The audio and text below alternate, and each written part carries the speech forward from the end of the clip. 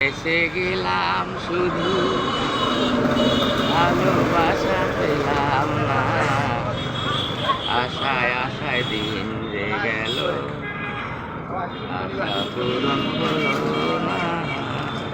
কেন আপনি এখনো বিয়ে শাদী করেন নাই? বিয়ে শাদী করছি, তো এখন আশা আছে মানে আপনার বয়স হয়ে গেছে, এক পা কবরে গেছে, আপনার এখন আশায় পূরণ হলো না, মানে ব্যাপারটা কি?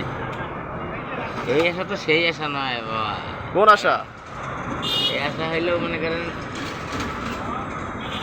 ভালো কাকে বাসলাম আমরা, হ্যাঁ, মানুষকে কাকে?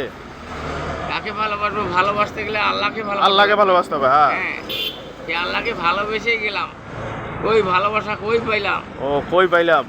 আপনার যে আল্লাহ যে গোটাল দেহটা দিয়ে রাখছে, এটাই তো আল্লাহর ভালোবাসা। আবার এর চেয়ে ভালোবাসা আপনি চান? আল্লাহকে দেখতে চাই আমরা। আরে অনেকে তো হাসপাতালে শুয়ে আছে, ওরা তো আল্লাহর বান্দা। আপনাকে সুস্থ অবস্থায় যে মাটি থেকে পা পর্যন্ত আপনি সুস্থ, আরও আপনার আশা চান? বেশি আশা করেন না, যেটা দিয়েছে আল্লাহ ওইটাই শুকর করে থাকেন।